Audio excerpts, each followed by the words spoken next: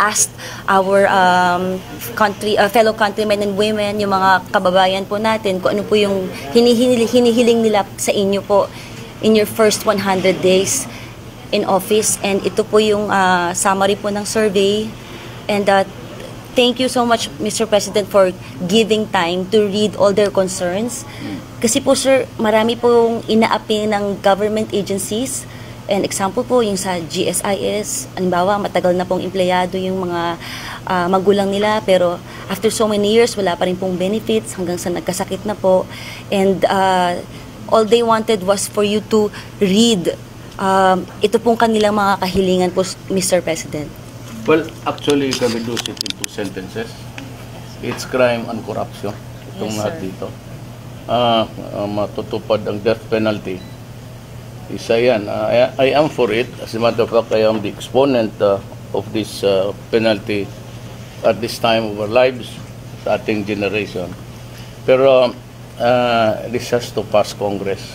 Yes. It's Congress who can reimpose the death penalty. But I'm asking for it because it is needed by the times.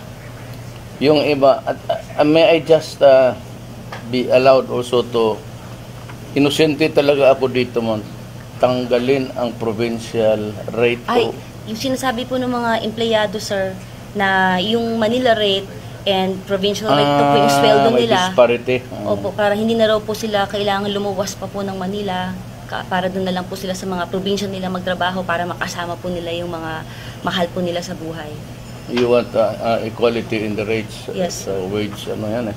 Well, anyway, itong drugs, talagang given na yan. Yes, sir. Corruption, sinabi ko sa inyo, I promise you that itong OFW, because of my concern, ang balak ko, ma'am, hatiin ko yung labor. Yes, sir.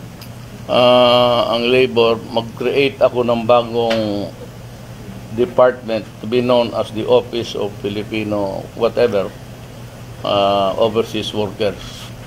Ang plano ko sa lahat ng yung BIR, NBI, tapos yung Department of Foreign Affairs, andyan na lahat. Yes, sir. So one stop na lang ang Pilipino, tapos yung bigyan mo siya ng shopping list.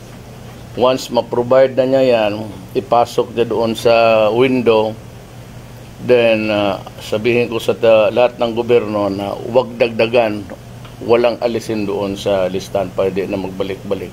Yes, sir. And I said I hate to see queue, long lines.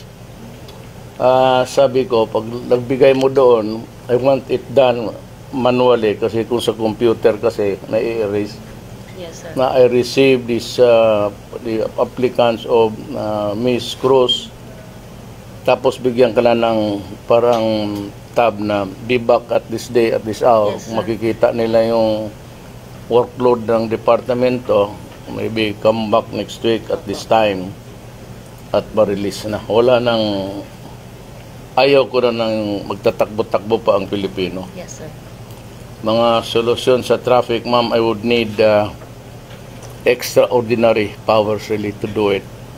Parang kung magpayag ang Congress, we will declare a crisis. Talagang mahirap. Itong sa Sumbungan meron ako, I will maybe place around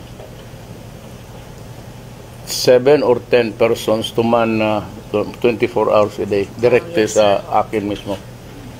So para ma-monitor ko. Parang mga operators with different numbers, but I want an easy one. Marami lang niya ang ibigay sa akin. I intend to name it as 911 also. Sir, parang direct hotline papunta po sa inyo, sir. sir. Sa opisina ko, meron mga babae na will parang mga they receive the calls. Yes, sir. Matubad ang death penalty sana. Wala na po yung laglag, wala na yan. Yung laglag ba? Wala na yan. Wala talaga yan. Kasi pag may nangyari pa dyan, yung mismong head, pati yung tanggal silang lahat.